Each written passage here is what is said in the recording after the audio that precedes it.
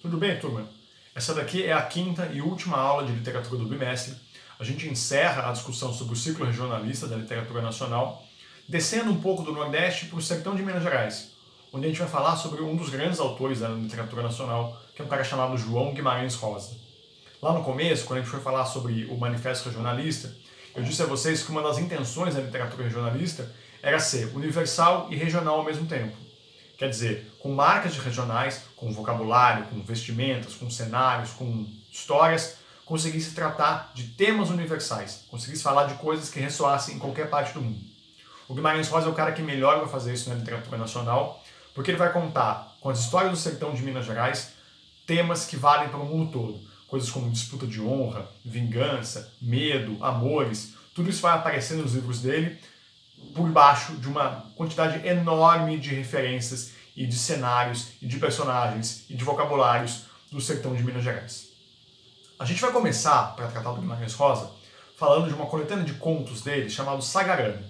O Guimarães Rosa é um contista, e por natureza ele escreve contos, ele tem um único romance na carreira, chamado Grande Sertão Veredas, de que eu vou falar daqui a pouco, mas a grande parte da produção dele é de contos.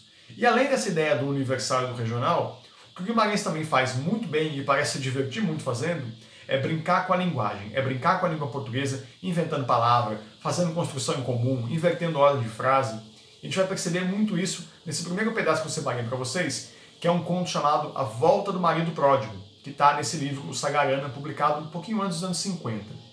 Nesse conto, o protagonista, que é um personagem chamado Lalino Salatiel, vocês já percebem que os nomes são um pouco diferentes, resolve abandonar o serviço, abandonar a esposa, para viver uma fama de artista no Rio de Janeiro, até que ele volta para casa e encontra a esposa casada com outro, e tenta recuperar a mulher. Nesse pedaço do conto que a gente vai ler, o Lalino chega para trabalhar. Vocês vão perceber que ele faz qualquer coisa menos trabalhar. Notem como é que a história é contada, a fala dos personagens. Olha só. Agora Seu Marra fecha a cara. Lalino Salatiel vem bamboleando, sorridente. Blusa caque, com bolsinhos, lenço vermelho no pescoço, chapelão, polainas e no peito um distintivo. Você sabe bem de quê.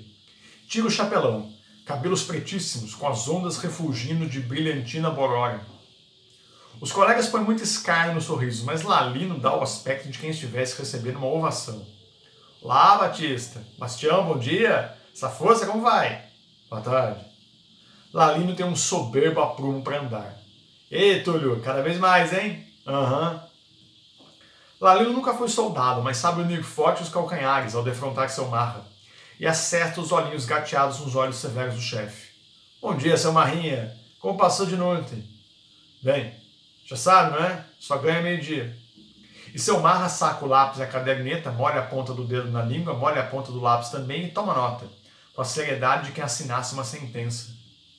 Lá além, generoso cutuca Tercino. Bolatinho descarado. Vai em festa, dorme que horas e quando chega ainda todo enfeitado e salamistrão. O que é que eu ia te fazer, seu Marrinha? Amanheci com uma nevralgia, fiquei com medo de apanhar a friagem. O senhor vai ver como eu toco o meu serviço e ainda faço esse povo trabalhar. Não se venda, deixa os outros em paz. Tercino apoia o pé no ferro da picareta. E o que é que diz? Trabalhar que não trabalha. Se encosta pra cima e fica contando história cozinhando galo. Também no final ganha feito todos, porque os que são mão dão trela. E Pintão golpeia com o dorso da pá, sem dó nem piedade, fazendo arrilhar nos torrões. Lalino passa a mão, ajeitando a pastinha, e puxa mais pra fora o lencinho do bolso. Vou pra luta e tiro atraso. Mas que dia, hein, seu Marra? Tu tá fagueiro, dormiu mais do que o Catre? Falar nisso, seu Marrinha, eu me lembrei hoje cedo de outro teatrinho que a companhia levou lá no Bagre. É o drama do Visconde Sedutor. Vou pensar melhor, depois lhe conto. É esse que a gente podia representar. Pintão suou para despender um pedroço e teve de pular para trás, para que a laje não lhe esmagasse um pé. Pragueja. Quem não tem brim engorda. Esse sujeito só é isso, e mais isso, opina Sidu. Também tudo para ele sair bom e no fim dar certo, diz Correia, suspirando e retomando o enxadão. Para uns, as vacas morrem, para outros até boi pega a parir. O que dá para a gente notar nesse trecho do A Volta do Marido Pródigo é que o Guimarães constrói duas cenas. Uma é do Lalino conversando com o chefe, o seu Marra. A outra é dos outros trabalhadores resmungando, porque o Lalino não faz nada. Ele marca essa diferença pelos parênteses, né? Tudo que a gente vê entre parênteses é como se fosse uma ação de fundo. Notem que a linguagem aí é muito divertida. Ela está cheia de ditos populares, né? Esse final diz que para uns a vaca morre, para outros até o boi dá cria. Quer dizer, o Lalino tudo dá certo para ele. Ao mesmo tempo que há termos ali que a gente nunca ouviu falar. Por exemplo, quando diz que o Lalino é salamistrão. Essa é uma palavra que só aparece no Guimarães Rosa. Ele inventou essa palavra para aparecer dentro do texto dele. O Guimarães era um cara muito culto. Então ele conhecia muitas línguas e criava palavras novas a partir de coisas que ele tinha ouvido em outros idiomas. O próprio nome desse conto, aliás, dessa coletânea, que é Sagarana, é uma união de uma palavra alemã com uma palavra indígena, a ideia de história sendo contada. Isso vai aparecer em boa parte da produção literária do Guimarães Rosa.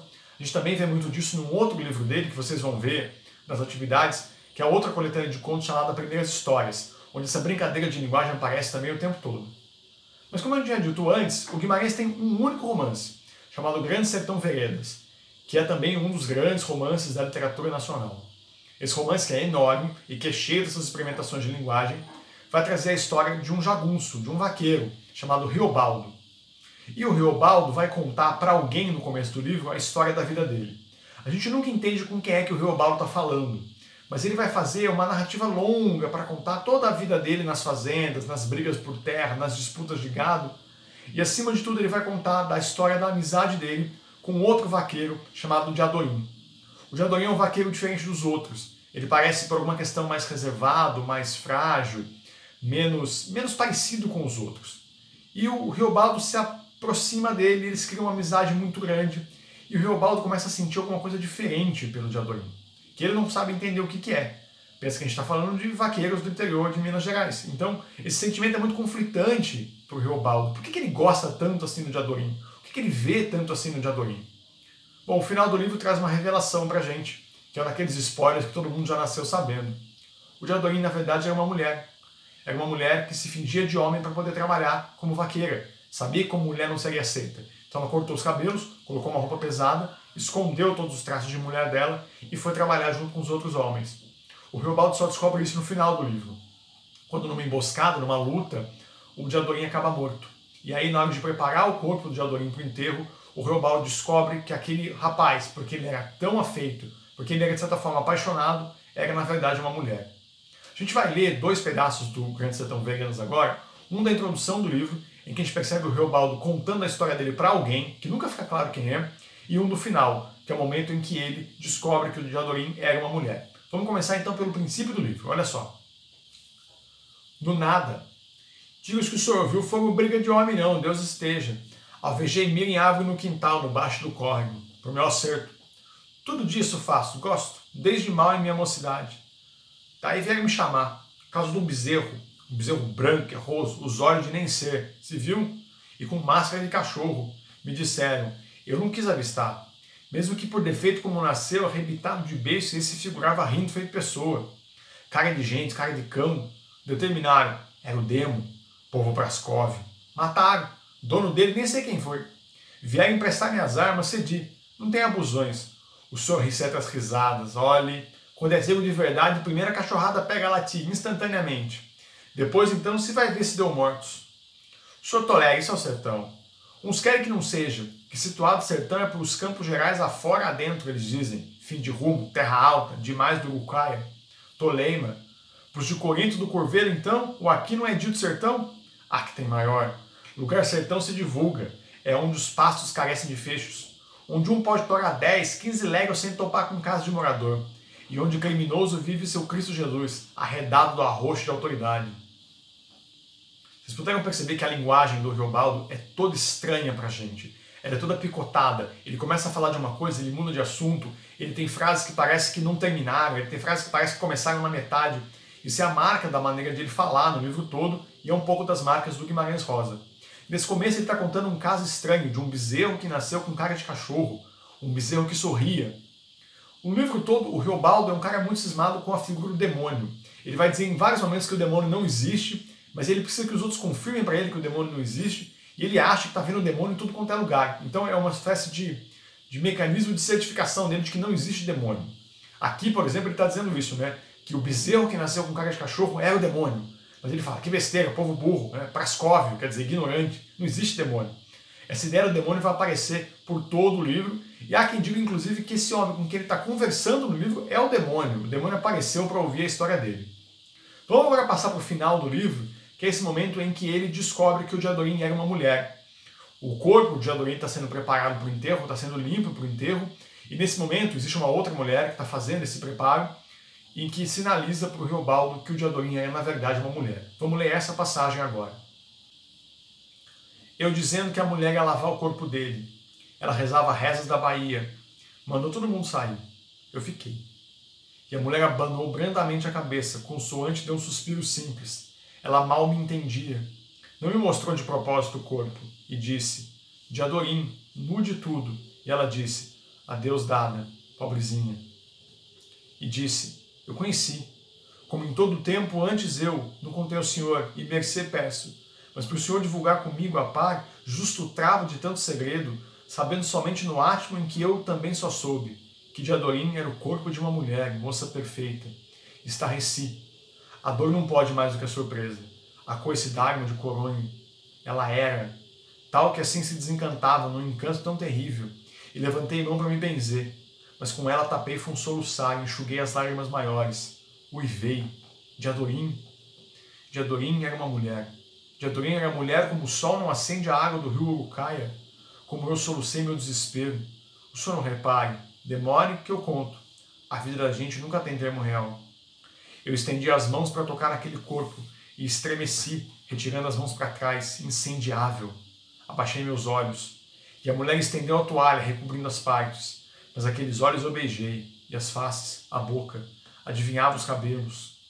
Cabelos que cortou com tesoura de prata, cabelos que, no só ser, haviam de dar para baixo da cintura. E eu não sabia por que nome chamar. Eu exclamei me doendo. Meu amor. Foi assim. Eu tinha me debruçado na janela para poder não presenciar o mundo. Nessa passagem, então, o Riobaldo descobre que o Diadorim, o companheiro de viagem dele por tanto tempo, era, na verdade, uma mulher. E aí é um momento em que ele fica tão estupefato que ele se choca, que ele começa a chorar. Ele fala que ele tenta fazer uma oração e não consegue, de tão surpreso que ele está com aquilo, de tão petrificado que ele está com aquilo. E ele está dizendo no livro que aquele momento ele pede desculpa por não ter contado aquilo antes, mas ele queria que a pessoa que estava ouvindo ele tivesse a mesma surpresa que ele teve. O Guimarães, então, vai fazer essa passagem do regional para o universal de maneira muito tranquila, muito fácil.